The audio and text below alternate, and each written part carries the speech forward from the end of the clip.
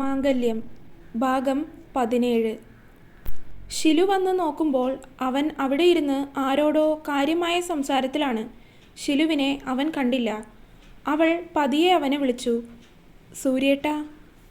Wait A minute. അപ്പോഴേക്കും അവൻ ഫോണിലുള്ള ആളോട് പറഞ്ഞ് അവളുടെ നേർക്ക് തിരിഞ്ഞു. ഞാൻ വരാം, ഒരു അർജൻറ്റ് കോളാണ്, ഒരു 10 മിനിറ്റ്, എൻ്റെ തുമ്പി കിടന്നോ. അത് പറഞ്ഞ് അവൻ അവളെ ഒന്ന് ചേർത്ത് നെറ്റിയുടെ അരികിലായി ചുംബിച്ച് വീണ്ടും ഫോണിലേക്ക് തിരിഞ്ഞു. അത് എന്തോ അത്യാവശ്യ കാര്യമാണെന്ന് അവൾക്ക് മനസ്സിലായി. അല്ലെങ്കിൽ ഇപ്പോൾ അറ്റൻഡ് ചെയ്യില്ലായിരുന്നു. അത് മനസ്സിലാക്കി അവൾ അകത്തേക്ക് നടന്ന് റൂമിൽ വന്നിരുന്നു. അവൾ ആ റൂം മൊത്തത്തിലൊന്ന് നോക്കി. ഒത്തിരി തവണ വന്നിട്ടുണ്ട് എങ്കിലും ഇന്ന് എന്തോ ഒരു പ്രത്യേകതയുള്ളതുപോലെ. തൻ്റെ കൂടെ മുറിയാണല്ലോ എന്ന ചിന്ത അവളിൽ വന്നു. അവൾ അവിടെ ഫ്രെയിം ചെയ്തു വച്ചിരിക്കുന്ന അവൻ്റെ ഫോട്ടോയിലേക്ക് ഒന്ന് നോക്കി പുഞ്ചിരിച്ചു. ശേഷം ബാത്റൂമിൽ കയറി ഒന്ന് ഫ്രഷായി ഇറങ്ങി. ഒന്നുകൂടി അവനെ ബാൽക്കണി വരെ പോയി നോക്കി. അപ്പോഴും അവൻ ഫോണിൽ തന്നെയാണ്. അത് കണ്ടതും അവനെ വിളിച്ച് വീണ്ടും ശല്യം ചെയ്യാതെ അവൾ മുറിയിലേക്ക് തന്നെ തിരിച്ചു വന്നു. ബെഡിൽ വന്ന് കുറച്ചു നേരം അവനെ കാത്തിരുന്ന് അവസാനം കഴുത്തൊക്കെ വേദനിക്കാൻ തുടങ്ങിയപ്പോൾ അവൾ കട്ടിലിലേക്ക് കിടന്നു. കിടന്നിട്ടും ഉറങ്ങിപ്പോവാതിരിക്കാൻ അവൾ അടഞ്ഞു പോകുന്ന കണ്ണുകളെ ഇടയ്ക്ക് തുറക്കും. എന്നാലും 3-4 ദിവസമായുള്ള അലച്ചിലിൻ്റെ ക്ഷീണം കൊണ്ട് ഉറങ്ങിപ്പോയി. 10 മിനിറ്റ് എന്നുള്ളത് 1 മണിക്കൂറോളമായി.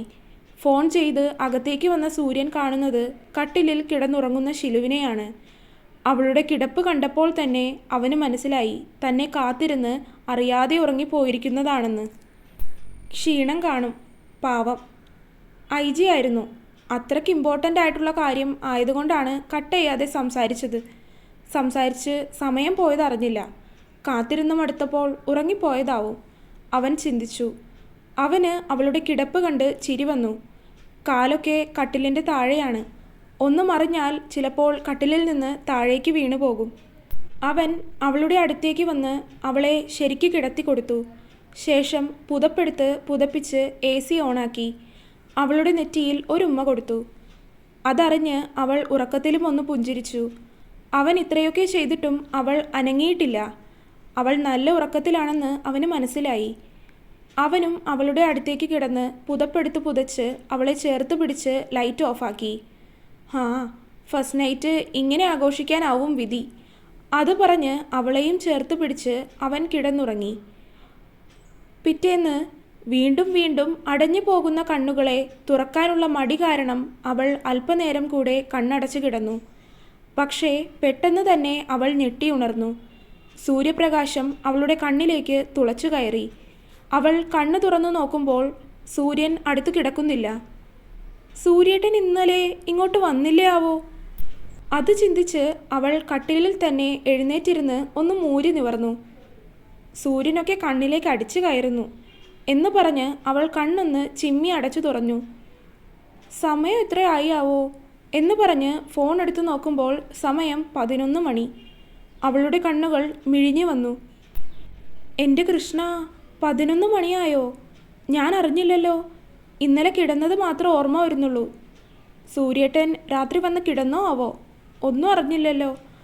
അതൊക്കെ ആലോചിക്കും തോറും അവൾക്ക് ആകെ സങ്കടമായി. അപ്പച്ചിയൊന്നും പറയില്ലായിരിക്കും. എന്നാലും ആദ്യത്തെ ദിവസം തന്നെ 11 മണിക്ക് എഴുന്നേറ്റ് ചെല്ലുക എന്ന് പറയുന്നത് മോശമല്ലേ? അത് ചിന്തിച്ചപ്പോൾ അവളുടെ മനസ്സാകെ ഉഴറിപ്പോയി. സൂര്യേട്ടൻ പോലും എന്നെ ഒന്ന് വിളിച്ചില്ലല്ലോ. ഇനി ഇങ്ങോട്ട് വരാതെ ബാൽക്കണിയിൽ കിടന്ന് തന്നെ ഉറങ്ങിപ്പോയോ? എന്നാലും ഇത്ര സമയമൊക്കെ ഉറങ്ങുക എന്ന് പറയുന്നത് മോശം കാര്യമല്ലേ? ഞാനിനി എങ്ങനെ പുറത്തേക്ക് ഇറങ്ങി ചെല്ലുമെന്നാവോ? അച്ഛനും അമ്മയും പോയോന്നാവോ? പോയി കാണും. ഇല്ലെങ്കിൽ 7 മണി എന്നൊരു സമയമുണ്ടെങ്കിൽ അമ്മ വന്ന് വിളിക്കേണ്ടതാണ്. ഓരോന്നൊക്കെ ആലോചിച്ച് വീണ്ടും സമയം കളയാതെ അവൾ കട്ടിലിൽ നിന്ന് എഴുന്നേറ്റ് പുതപ്പൊക്കെ മടക്കി വെച്ച് നോക്കുമ്പോൾ കട്ടിലിൻ്റെ അരികിലായുള്ള മിനി ടേബിളിൽ ഒരു എഴുത്തിരിക്കുന്നു. ഒരു പേപ്പറാണ്. അതിലെന്തോ എഴുതിയിട്ടുണ്ട്. എന്നിട്ട് പേപ്പർ വെയിറ്റ് വെച്ചിട്ടുണ്ട്. അവൾ അത് എടുത്തു നോക്കി. കൈയക്ഷരം കണ്ടപ്പോൾ തന്നെ ഒറ്റ നോട്ടത്തിൽ അത് സൂര്യൻ എഴുതിയിരിക്കുന്നതാണെന്ന് അവൾക്ക് മനസ്സിലായി. ഉറക്കെഴുന്നേൽക്കുമ്പോൾ വൈകിപ്പോയി എന്ന് കരുതി വിഷമിക്കണ്ട.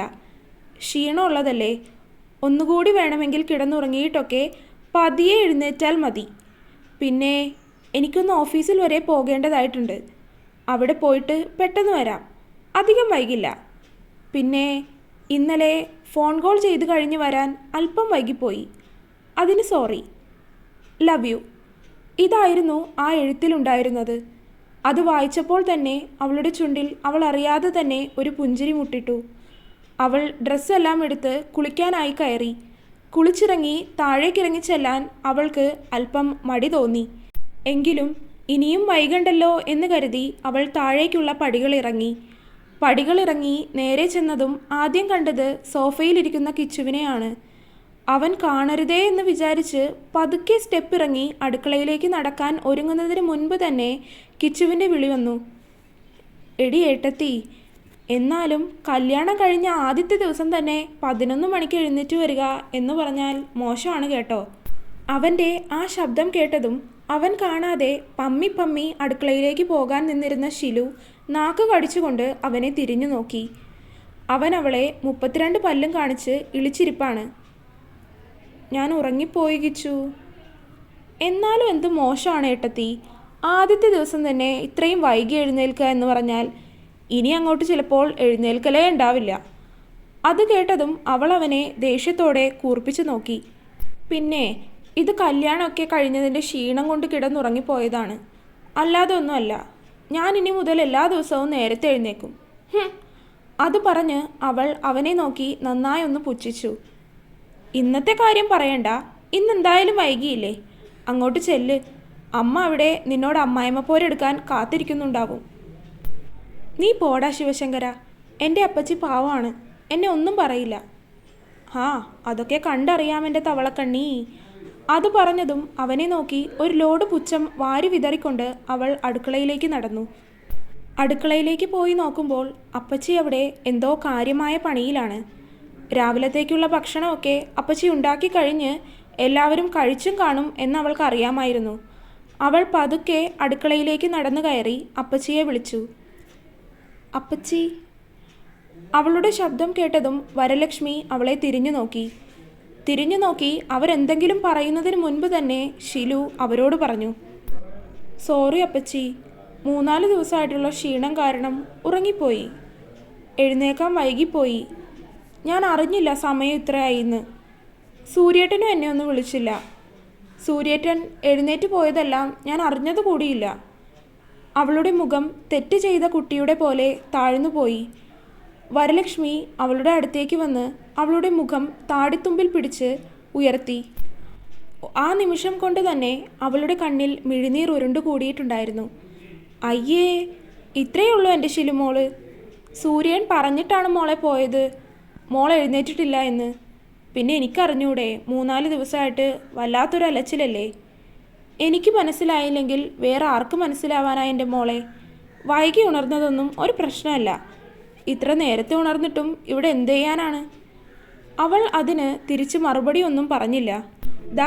ഇനി ഈ കാര്യം പറഞ്ഞ് വെറുതെ വിഷമിച്ചിരിക്കാനാണ് ഭാവമെങ്കിൽ ഈ ചട്ടുകം കണ്ടല്ലോ, അതുകൊണ്ട് നല്ല അടി തരും ഞാൻ. അത് പറഞ്ഞ് അവർ അവളെ കയ്യിലുള്ള ചട്ടുകം കൊണ്ട് തല്ലുമെന്ന രീതിയിൽ ആംഗ്യം കാണിച്ചു. അത് കണ്ടതും അവളും ചിരിച്ചു. അവിടെ അപ്പവും കുറുമക്കറിയും ഉണ്ടാക്കി വെച്ചിട്ടുണ്ട്, കഴിക്കാൻ നോക്ക്. സമയം 11 ഇത്ര നേരം വിശന്നിരിക്കുകയെന്ന് വെച്ചാൽ. അത് പറഞ്ഞ് അവർ അവിടെ അടച്ചു വെച്ചിരിക്കുന്ന പാത്രത്തിൽ നിന്നും ഒരു പ്ലേറ്റ് എടുത്ത് അതിലേക്ക് കുറുമക്കറിയും അപ്പവും എടുത്ത് അവൾക്ക് നേരെ നീട്ടി. അച്ഛനും അമ്മയും ഒക്കെ എപ്പോൾ പോയപ്പച്ചി? അവർ രാവിലെ തന്നെ പോയി മോളെ. ആ സമയത്ത് നിങ്ങൾ 2 പേരും ഉണർന്നിട്ടുണ്ടായില്ല. പിന്നെ വിളിച്ച് ശല്യം ചെയ്യേണ്ടെന്ന് കരുതി വിളിച്ചില്ല. സൂര്യേട്ടൻ എപ്പോഴാണ് പോയത്? അവനൊരു 10 മണിയായപ്പോൾ പോയതാണ്. വേഗം വരാമെന്ന് പറഞ്ഞാണ് പോയത്. ഇനി എപ്പോൾ വരുമെന്ന് ദൈവത്തിന് മാത്രം അറിയാം. അത് പറഞ്ഞ് അവർ വീണ്ടും പണിയിലേക്ക് തിരിഞ്ഞു. ഷിലു ഭക്ഷണവുമായി ഡൈനിങ് ടേബിളിൽ വന്നിരുന്നു. ഡൈനിങ് ടേബിളിലിരുന്ന് ഭക്ഷണം കഴിക്കുന്ന സമയത്താണ് പുറത്ത് എന്തോ വണ്ടി വന്ന് നിൽക്കുന്ന ശബ്ദം കേട്ടത്. വണ്ടിയുടെ ശബ്ദത്തിൽ നിന്ന് തന്നെ അത് അച്ഛൻ്റെ വണ്ടിയാണെന്ന് ഷിലുവിന് മനസ്സിലായി. ഷിലു കസേരയിൽ നിന്ന് എഴുന്നേൽക്കാൻ തുടങ്ങിയപ്പോൾ തന്നെ അയാൾ വാതിൽപ്പടി കടന്ന് അകത്തേക്ക് കയറി. നോക്കുമ്പോൾ അച്ഛന് പുറകെ തന്നെ അമ്മയും ഉണ്ട്. 2 പേരും നല്ല വേഷത്തിലാണ് വന്നിരിക്കുന്നത്. രാവിലെ തന്നെ 2 പേരും കൂടെ എവിടെ പോയാവോ? അതാണ് അവൾ ആലോചിച്ചത്. അവർ ഇരുവരും വരുന്നത് കണ്ടതും കിച്ചു സോഫയിൽ നിന്ന് എഴുന്നേറ്റു. ഇങ്ങോട്ടിരിക്കമ്മാവാ. അത് കേട്ടതും വിശ്വനാഥനും രാധികയും സോഫയിലേക്കിരുന്നു. കിച്ചു അമ്മയെ വിളിക്കാനായി അടുക്കളയിലേക്ക് നടന്നു. ഷിലു, നീ ഇപ്പോഴാണ് എഴുന്നേൽക്കുന്നത്? അത് പിന്നെ ഇന്ന് എഴുന്നേൽക്കാൻ അല്പം വൈകിപ്പോയമ്മേ. ആദ്യത്തെ ദിവസം തന്നെ ഇങ്ങനെ വൈകി എഴുന്നേൽക്കുന്നത് മോശം കാര്യമാണ്. എന്നാലും ഇത്ര ദിവസത്തിൻ്റെ ക്ഷീണമായതുകൊണ്ടൊന്നും പറയുന്നില്ല. ഇനി ഇത് ആവർത്തിക്കരുത്. അവരുടെ ശബ്ദം ഗൗരവത്തിലാണ്. അതിന് മറുപടിയായി അവൾ ശരി എന്ന് തലയാട്ടി. അപ്പോഴേക്കും അടുക്കളയിൽ നിന്ന് വരലക്ഷ്മി അങ്ങോട്ടെത്തി. നിങ്ങൾ പോയി വന്നോ? വെളുപ്പിന് പോയിട്ട് ഇപ്പോഴാണോ എത്തുന്നത്? നല്ല തിരക്കുണ്ടായിരുന്നോ? തിരക്കുണ്ടായിരുന്നോ എന്നോ? ജനസാഗരമാണെന്ന് പറയാം, രാധിക മറുപടി പറഞ്ഞു. അച്ഛനും അമ്മയും കൂടി ഇത്ര രാവിലെ തന്നെ എവിടെ പോയതാണ്? ഞങ്ങൾ കൊടുങ്ങല്ലൂർ അമ്പലം വരെ ഒന്ന് പോയതാണ്. ഇപ്പോൾ താലപ്പൊലി നടക്കുമല്ലേ അവിടെ. എന്നെ കൊണ്ടുപോകാതെ നിങ്ങൾ രണ്ടുപേരും കൂടി ഒറ്റയ്ക്ക് പോയോ? അയ്യേ, നീ എന്താടി ഇങ്ങനെ പറയുന്നത്? നിന്നെ കൊണ്ടുപോകാൻ ഭർത്താവില്ലേ? പിന്നെ നീ എന്തിനാ അച്ഛൻ്റെ അമ്മയുടെ ഒപ്പം പോകുന്നത്? അവളുടെ ആ ചോദ്യം കേട്ടതും കിച്ചു അവളെ കളിയാക്കി. അച്ഛാ, അവൾ ചിണുങ്ങി. നീ രാവിലെ എഴുന്നേൽക്കാത്തത് കൊണ്ടാണ് കൊണ്ടുപോകാതിരുന്നത്. പിന്നെ ക്ഷീണം ഉണ്ടാവുമല്ലോ, അതാണ് രാവിലെ വിളിക്കാതിരുന്നത്. പിന്നെ ഞാൻ സൂര്യനെ വിളിച്ചിട്ടുണ്ടായിരുന്നു. അപ്പോൾ അവൻ പറഞ്ഞു നിന്നെ കൊണ്ടുപോയിക്കൊള്ളാമെന്ന്. അത് കേട്ടതും അവളുടെ മുഖം ഒന്ന് തെളിഞ്ഞു. വേഗം ഇരുന്ന് ഭക്ഷണം കഴിക്കാൻ നോക്കു ശിലുമോളെ, നേരെ എത്രയായിന്നാ? വരലക്ഷ്മി അവളെ പിണങ്ങി. ഞങ്ങളെന്നാൽ ഇറങ്ങുക, വീടൊക്കെ പാകം ചേർക്കാനുണ്ട്. ദാ ഇതിവിടെ തരാൻ വന്നതാണ്, അമ്പലത്തിലെ നേർച്ചയാണ്. അത് പറഞ്ഞ് രാധിക കയ്യിലെ പൊതി വരലക്ഷ്മിയുടെ അടുത്തേക്ക് കൊടുത്തു. അധികം നേരം കാക്കാതെ ഇരുവരും തിരികെ ഇറങ്ങി. ഭക്ഷണമൊക്കെ കഴിച്ചു കഴിഞ്ഞ് അവൾ അടുക്കളയിലും മറ്റുമൊക്കെ അപ്പച്ചിയെ വൃത്തിയാക്കാനൊക്കെ സഹായിച്ചു. പണിയൊക്കെ കഴിഞ്ഞു ശിലുമോളെ, ഇനി പോയി കുറച്ചുനേരം ഉറങ്ങിക്കോ. വൈകിട്ട് താലപ്പൊലിക്കാവിൽ പോകാനുള്ളതല്ലേ, ക്ഷീണം വേണ്ട. ഇല്ല അപ്പച്ചി, ക്ഷീണമൊന്നുമില്ലിപ്പോൾ, കുറച്ചു നേരം ഉറങ്ങിയതല്ലേ. എന്നാലും സാരമില്ല, 3-4 ദിവസമായി ഓട്ടം തന്നെയല്ലേ. കുറച്ചു നേരം പോയി കിടക്ക്. ഇപ്പോൾ വരാമെന്ന് പറഞ്ഞു പോയവൻ ഇനി എപ്പോൾ വരുമെന്നാവോ? സമയം 12:30 ഞാനൊന്ന് വിളിച്ചു നോക്കട്ടെ അപ്പച്ചി. ആ. അത് പറഞ്ഞ് അവൾ മുകളിൽ മുറിയിലേക്ക് നടന്നു. അകത്ത് കയറി ഫോൺ എടുത്ത് സൂര്യൻ്റെ നമ്പറിലേക്ക് വിളിച്ചു. പക്ഷേ 2 തവണ വിളിച്ചിട്ടും അവൻ ഫോൺ എടുത്തില്ല. വണ്ടി ഓടിക്കുകയായിരിക്കും, അവൾ ചിന്തിച്ചു. അവൾ തിരികെ നടക്കാൻ തുടങ്ങിയപ്പോഴാണ് കണ്ണാടിയിൽ നോക്കുന്നത്. എന്തോ ഒരു കുറവുള്ളതുപോലെ അവൾക്ക് തോന്നി. ആകെ മൊത്തത്തിൽ അവൾ അവളെ തന്നെ നോക്കി. എൻ്റെ കൃഷ്ണ, സിന്ദൂരം തൊട്ടില്ല. ഇപ്പോഴാണ് അങ്ങനെയൊരു കാര്യം തന്നെ ഓർക്കുന്നത്. അപ്പച്ചിയും അമ്മയും ഒന്നും ഓർമ്മിപ്പിച്ചില്ല. അവൾക്ക് വീണ്ടും അതോർത്തതും സങ്കടമായി. ആദ്യ ദിവസം തന്നെ ചെയ്യുന്നത് മുഴുവൻ തെറ്റാണ്. അവളുടെ മുഖം നിമിഷ നേരം കൊണ്ട് അതോർത്തതും മങ്ങിപ്പോയിരുന്നു. സിന്ദൂരം എവിടെയാണാവോ വച്ചിരിക്കുന്നത്? അത് പറഞ്ഞ് അവൾ ആദ്യം അവളുടെ ബാഗ് തുറന്നു നോക്കി. പുതിയതൊരെണ്ണം വാങ്ങിയിരുന്നു, പക്ഷേ അത് ബാഗിൽ കാണുന്നില്ലല്ലോ. സൂര്യേട്ടൻ വാങ്ങിയിട്ടുണ്ടോ എന്നാവോ? അത് പറഞ്ഞ് അവൾ കബോർഡ് തുറന്ന് നോക്കാൻ തുടങ്ങി. അപ്പോഴാണ് വാതിൽ തുറന്ന് അകത്തേക്ക് സൂര്യൻ കയറി വന്നത്. ഷിലു തിരിഞ്ഞു നിന്ന് കബോർഡിൽ എന്തോ തിരയുന്നതാണ് അവൻ കാണുന്നത്. അവൻ ശബ്ദമുണ്ടാക്കാതെ പതിയെ വാതിൽ ചേർത്തടച്ചു. പക്ഷേ വാതിൽ കുറ്റിയിട്ടപ്പോൾ അതിൻ്റെ ശബ്ദം കേട്ട് ഷിലു തിരിഞ്ഞു നോക്കി. സൂര്യനെ കണ്ടതും അവളുടെ കണ്ണുകൾ വിടർന്നു. എങ്കിലും ഇന്നലെ രാത്രി അവൻ ഉറങ്ങാൻ വരാൻ വൈകിയതുകൊണ്ടും ഇന്ന് തന്നെ ഉണർത്താതെ പോയതുകൊണ്ടും അവളിൽ പരിഭവം നിറഞ്ഞു. അവൾ മുഖം വീർപ്പിച്ചു വെച്ച് വീണ്ടും തിരിഞ്ഞ് കബോർഡിൽ തിരയാൻ തുടങ്ങി. അവളുടെ മുഖം കണ്ടപ്പോൾ തന്നെ അവന് പിണക്കമാണെന്ന് മനസ്സിലായി. അല്ലെങ്കിലും ഇത് പ്രതീക്ഷിച്ചാണിങ്ങോട്ട് വന്നത്. അവൻ അവളെ ഒന്ന് നോക്കി. ശേഷം ഒരു കുസൃതിയോടെ അവളെ വിളിച്ചു. തുമ്പിപ്പെണ്ണേ. അവൾ അവനെ തിരിഞ്ഞു നോക്കിയില്ല. അവൻ അവളുടെ അടുത്തേക്ക് വന്ന് അവളോട് ചേർന്ന് നിന്നു. അവളുടെ ഉള്ളൊന്ന് കിടുത്തു. അവനെ തിരിഞ്ഞു നോക്കാൻ പോയില്ല. അവളുടെ ഹൃദയം പതിവിലും വിപരീതമായി 1 മടങ്ങ് കൂടുതൽ വേഗത്തിൽ മിടിച്ചു. നെറ്റിയിലും മുഖത്തും വിയർപ്പ് തുള്ളികൾ വരാൻ അധികം സമയം വേണ്ടി വന്നില്ല. അവൻ അവളുടെ ഇടുപ്പിലൂടെ ചുറ്റിപ്പിടിച്ച് അവളെ അവനിലേക്ക് ചേർത്ത് നിർത്തി. അവളുടെ തോളിൽ താടി കുത്തി. എൻ്റെ തുമ്പിപ്പെണ്ണ്, എന്താ തിരയുന്നത്? അവൻ്റെ ശബ്ദം അത്രയും പതിഞ്ഞതായിരുന്നു. അവളുടെ ശരീരം മൊത്തത്തിൽ ഒന്ന് വിറച്ചു. എന്താ അന്വേഷിക്കുന്നത് തുമ്പി? ഞാൻ പിന്നെ വിക്കരുത് തുമ്പി. അവൻ്റെ മുഖം അവളുടെ തോളിൽ ഒന്നമർന്നു. ടോപ്പിൻ്റെ നെക്കിലൂടെ കാണുന്ന അവളുടെ തോളിൽ അവൻ്റെ താടി ഉരഞ്ഞു. അവളൊന്ന് എരിവ് വലിച്ചു. അവൻ അവിടെ ഒന്ന് ചുംബിച്ചു. ശേഷം വീണ്ടും അവളുടെ തോളിൽ താടി കുത്തി നിന്നു. പറയ് തുമ്പി, എന്താ നോക്കുന്നത്? ഞാൻ സിന്ദൂരം. മാറ്, ഞാൻ എടുത്തു തരാം. അത് പറഞ്ഞ് അവൻ അവളെ കബോർഡിൻ്റെ മുന്നിൽ നിന്നും നീക്കി നിർത്തി. കബോർഡിലെ ഡ്രോയർ തുറന്ന് ഒരു മനോഹരമായ സിന്ദൂരച്ചെപ്പ് പുറത്തെടുത്ത് അവളെ കാണിച്ചു. അത് കണ്ടതും അവളുടെ കണ്ണുകൾ വിടർന്നു. അവൾ വാങ്ങാനായി കൈ നീട്ടിയതും അവൻ അത് നീക്കിക്കളഞ്ഞു. ഞാൻ തൊട്ടുതരാം.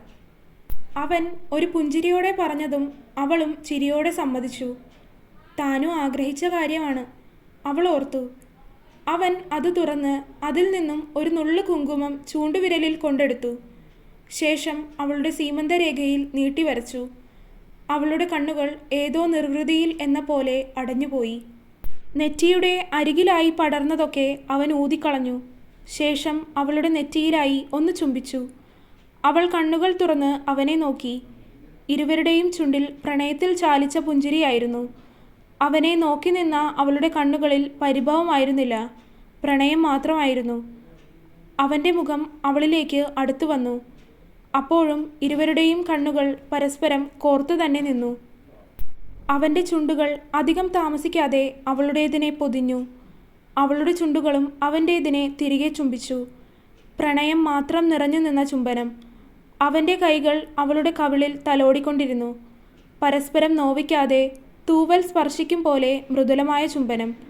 ഒടുവിൽ ഇരുവരും പരസ്പരം അകന്നു മാറുമ്പോൾ രണ്ടുപേരുടെ മുഖവും ഒരുപോലെ ചുവന്നു പോയിരുന്നു. അവൻ അവളെ ഇറുകെ കെട്ടിപ്പിടിച്ച് വരിഞ്ഞു മുറുകി. നാളെ എൻ്റെ തുമ്പി എൻ്റേത് മാത്രമാവും, എല്ലാ അർത്ഥത്തിലും. അവളെ മുഴുവൻ പിടിച്ചുലയ്ക്കുന്ന രീതിയിലുള്ള അവൻ്റെ സ്വരം. അവൾക്ക് തിരികെ എന്തു പറയും എന്നറിയില്ലായിരുന്നു. അവളൊന്നും മിണ്ടിയില്ല. Tomorrow is the day for us.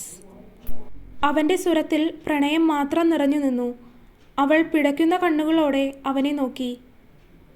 നാളെ എൻ്റെ തുമ്പിക്ക് ഒരു സർപ്രൈസ് ഉണ്ട്. അത് കേട്ടതും അവൾ അവനെ കണ്ണു വിടർത്തി നോക്കി. സർപ്രൈസോ? എന്ത് സർപ്രൈസ്? അതൊക്കെ നാളെ അറിഞ്ഞാൽ മതി. അവൾ മുഖം വീർപ്പിച്ചു. അവൻ ആ വീർപ്പിച്ചു വെച്ച മുഖത്തിട്ട് ഒരു കുത്തു കൊടുത്തു.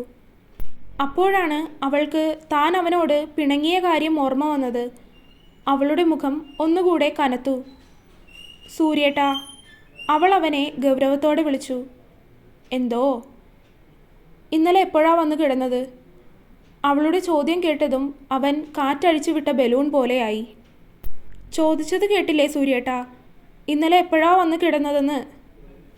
എൻ്റെ തുമ്പി പിണങ്ങല്ലേ, അത്യാവശ്യമായ കോളായതുകൊണ്ടല്ലേ, അല്ലെങ്കിൽ ഞാൻ എടുക്കുവോ? അത് പോട്ടെ, ഇന്ന് രാവിലെ എന്താ എന്നെ വിളിക്കാതെ എഴുന്നേറ്റ് പോയത്? അവളുടെ ചുണ്ടുകൾ കൂർത്തു വന്നു, പുരികം വളഞ്ഞു. അവന് അവളുടെ ഭാവങ്ങളൊക്കെ കണ്ട് ചിരിയാണ് വന്നത്. എൻ്റെ തുമ്പി ഉറക്കമല്ലായിരുന്നോ? ഉണർത്താൻ തോന്നിയില്ല. ക്ഷീണമുള്ളതല്ലേ, അതല്ലേ ഞാൻ ആ ലെറ്റർ എഴുതി വെച്ചത്. എന്നെ വിളിക്കണമായിരുന്നു. ആദ്യത്തെ ദിവസം തന്നെ 11 മണിക്കാണ് ഞാൻ എഴുന്നേറ്റത്. അതിനിപ്പോൾ എന്താ?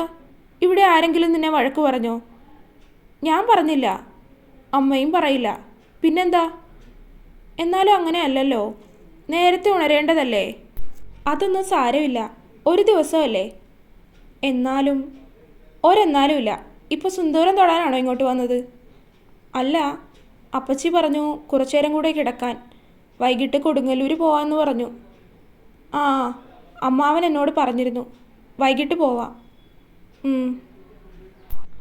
എങ്കിൽ കിടക്കാം. സൂര്യേട്ടൻ ഭക്ഷണം കഴിച്ചോ?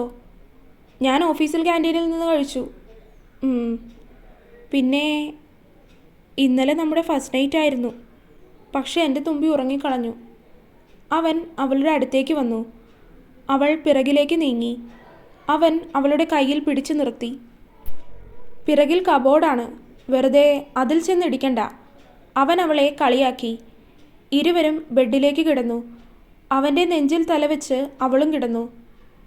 സ്വപ്നം പോലെ തോന്നുന്നു അല്ലേ സൂര്യേട്ടാ? അവൾ ചോദിച്ചതും അവൻ അവളുടെ ഇടുപ്പിൽ പതിയെ ഒന്ന് പിച്ചി. ഔച്ച്! അവൾ വേദനയോടെ ശബ്ദമുണ്ടാക്കി. സ്വപ്നമല്ല, മനസ്സിലായോ? അവൾ അവനെ ഒന്ന് നോക്കി. പിന്നെ അവൻ്റെ നെഞ്ചിൽ തന്നെ അമർത്തി കടിച്ചു. ആ! അവൾ അവനെ പുച്ഛിച്ചു. കുറുമ്പ് കൂടുന്നുണ്ടെൻ്റെ തുമ്പിക്ക്. അതിന് അവളൊന്ന് ചിരിച്ചു കാണിച്ചു. ഇന്ന് ഉച്ചയ്ക്ക് നമുക്ക് വീട്ടിലേക്കൊന്ന് പോയിട്ട് വരാം. നാളെ ചിലപ്പോൾ സമയം കിട്ടില്ല, സൂര്യൻ അവളോട് പറഞ്ഞു. അതെന്താ? നാളെ ഞാൻ കുറച്ച് തിരക്കിലാവും. അപ്പോൾ ഇന്ന് വൈകിട്ട് അങ്ങോട്ട് പോയി ഇന്ന് അവിടെ നിൽക്കാം. ഉറക്കം വരുന്നുണ്ടോ? ഇല്ല സൂര്യേട്ടാ, അപ്പച്ചി പറഞ്ഞതുകൊണ്ട് വന്ന് കിടന്നതാണ്. എങ്കിൽ എനിക്കുറക്കം വരുന്നുണ്ട്. എങ്കിൽ സൂര്യേട്ടൻ ഉറങ്ങിക്കോ. ഭക്ഷണം കഴിക്കാനാവുമ്പോൾ ഞാൻ വിളിക്കാം. അപ്പോഴേക്കും അവൻ്റെ കണ്ണുകൾ അടഞ്ഞു പോകാൻ തുടങ്ങിയിരുന്നു. അവന് നല്ല ക്ഷീണമുണ്ടെന്ന് അവൾക്ക് മനസ്സിലായി. അല്ലെങ്കിലും കല്യാണത്തിൻ്റെ എല്ലാ ആവശ്യങ്ങൾക്കും ഓടി നടന്നത് സൂര്യേട്ടനാണ്. 1-2 മാസമായി ഓഫീസിലെ തിരക്കും കല്യാണത്തിരക്കും ഒക്കെയായി ആകെ ക്ഷീണിച്ചു പാവം. അവൾ പതിയെ അവൻ്റെ നെഞ്ചിൽ നിന്ന് എഴുന്നേറ്റു. അവൾ അകന്നു മാറിയതും അവനും കണ്ണു തുറന്ന് അവളെ ഒന്ന് നോക്കി. അവൾ കട്ടിലിലിരുന്ന് കാല് മടക്കി വെച്ചു.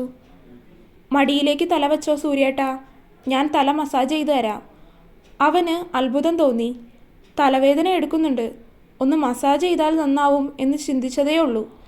അവൻ അവളുടെ മടിയിലേക്ക് തലവച്ച് കിടന്നു. അവൾ അവൻ്റെ തലയിലൂടെ കൈ ചലിപ്പിച്ചു. അവൻ വേഗം തന്നെ ഉറങ്ങിപ്പോയി. കുറച്ചുനേരം കഴിഞ്ഞതും ബെഡിൻ്റെ ഹെഡ് റെസ്റ്റിൽ ചാരിയിരുന്ന് അവളും ഉറങ്ങിപ്പോയി. തുടരും. അപ്പോൾ വീഡിയോ കാണുന്നവരെല്ലാവരും അഭിപ്രായങ്ങൾ കമൻറ്റായിട്ട് അറിയിക്കാനും വീഡിയോ ലൈക്ക് ചെയ്യാനും ചാനൽ സബ്സ്ക്രൈബ് ചെയ്യാനും മറക്കരുതേ. അപ്പോൾ അടുത്ത ഭാഗമായിട്ട് വരാം.